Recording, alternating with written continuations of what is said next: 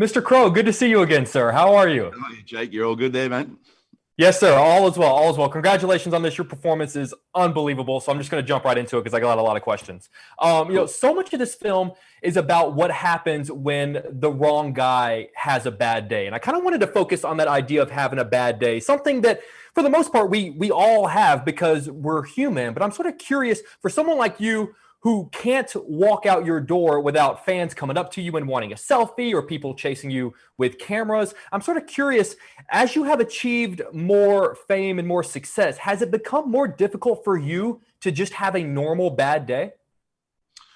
Yeah, I mean, obviously, when people are watching your response to things, you know, you can appear to be in a place of anger or whatever when you're not. But as we well know, I have resting bitch face, so I can be I can be thinking about a Clarice Beckett painting, but somebody else is viewing me go, man, he must be pissed about it, about something, you know.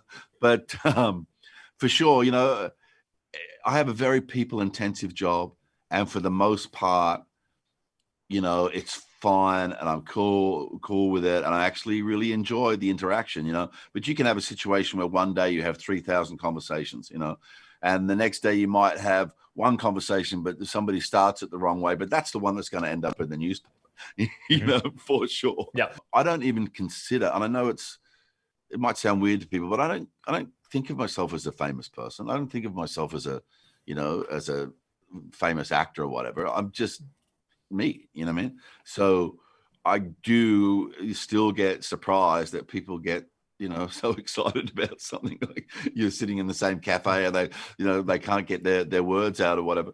But yeah, to me, it always, it comes as a surprise if I'm in a public place and people want to give me any attention. It's been so great celebrating the 20th anniversary of Gladiator this year. My girlfriend and I just recently rewatched it the other night. It's still a masterpiece. It still holds up after 2 decades.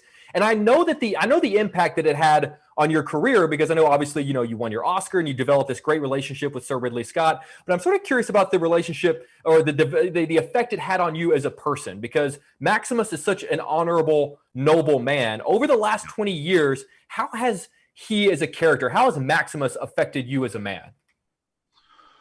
Well, they say you're always drawing some part of you forward when you're playing a character. I've been making feature films for over 30 years. I've been in business a long time, started when I was a little kid, and I had certain levels of shall we say, comfortable fame. I had achieved a certain notoriety in New Zealand before I shifted to Australia, and then I achieved a certain level of success in Australia before I then started making international movies,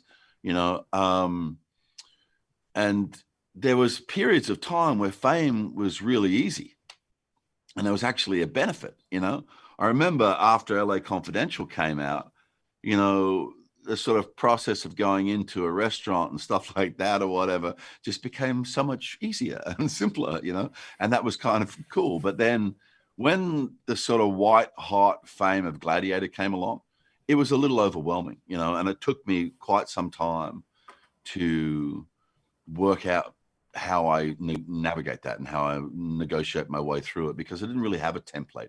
I didn't have a person I could turn to and say, hey, what do you do in this situation? I mean, there were times there, man, where, whole streets were shut down just because I was in a shop, and thousands of people have decided to stand outside and wait and wave to you when you come out. Obviously that changes now, and the older you get, you find that you sort of disappear a little, which is nice for me, But, he says from Australia. I love my job, and there are costs to do with that job, but there's also benefits to do with that job. I've been able to provide for my family in a way that any other job wouldn't have, for example, so I'm very respectful of that and very appreciative and grateful of that, but I do have to work on seeing it from somebody else's perspective. Because like I said, I don't walk around thinking, hey, I'm a movie star. Hey, I just get about as a normal bloke. I mean, look at the way I dress, for God's sake. I just get about doing my own thing, so over time, Gladiator changed a lot of things in my life, and it was incredible to be involved in that film. But I look back on it, and I had the chance to see it recently at the Coliseum. They did a screening of Gladiator within the walls of the Coliseum with a live orchestra playing the soundtrack and Lisa Gerrard singing live, so it was incredible. But it was also a very humbling experience because I hadn't seen that film since the year it came out in 2000. I think this is 2018. I was in Rome watching it, and so much changed in my life. I got so many pats on the back. I got this award and that award, and things changed. But when I sat there and watched it, it was like, what makes this movie great? It's really got nothing to do with me. This is a pure example of the director's art at play, the size of this thing, the scale of this thing, the way problems were solved. Yes, I've made a contribution, but so has every cast member. Jaimin Honsu, Tommy Flanagan, Tomas Arana, Ralph Mueller, Derek Jacobi, the amazing Richard Harris, the last ever performance of Oliver Reed. Then you've got Connie Nielsen. And then, of course, Joaquin Phoenix, putting his cards on the table, letting everybody know that he will be, a force to be reckoned with, as we all know. And, it's possibly one of the greatest bad guys ever put on the screen. So it was a very humbling experience watching that movie and sort of realizing that, you get a lot of pats on the back for stuff that is not necessarily, your responsibility, anyway, but I'm not complaining about it. It's great to have a movie like that in your career, 20 years on, and it's still playing on somewhere in the world every day of the year. It's playing prime time on television, and somebody just texted me a little while ago, before you'll possibly see it on Twitter.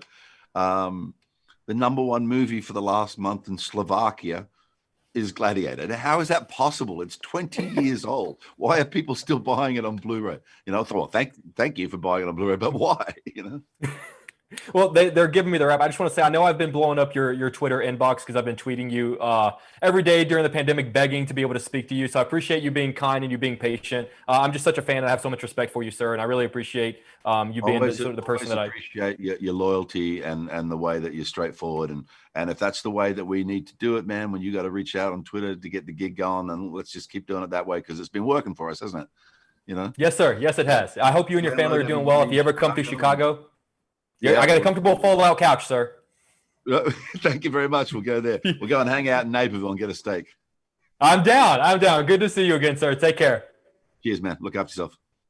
All right. Bye-bye. Thank you, Jake. And well, they're giving me the rap. I just want to say, I know I've been blowing up your Twitter inbox because I've been tweeting you every day during the pandemic, begging to be able to speak to you. So I appreciate you being kind and you being patient. I'm just such a fan, and I have so much respect for you, sir. And I really appreciate you being the person that I appreciate your loyalty and the way that you're straightforward. And if that's the way that we need to do it, man, when you got to reach out on Twitter to get the gig going, then let's just keep doing it that way, because it's been working for us, hasn't it? Yes, sir. Yes, it has. I hope you and your family are doing well. If you ever come to Chicago. Yeah, I got a comfortable fold-out couch, sir. Thank you very much. We'll go there. We'll go and hang out in Naperville and get a steak. I'm down. Good to see you again, sir. Take care. Cheers, man. Look after yourself.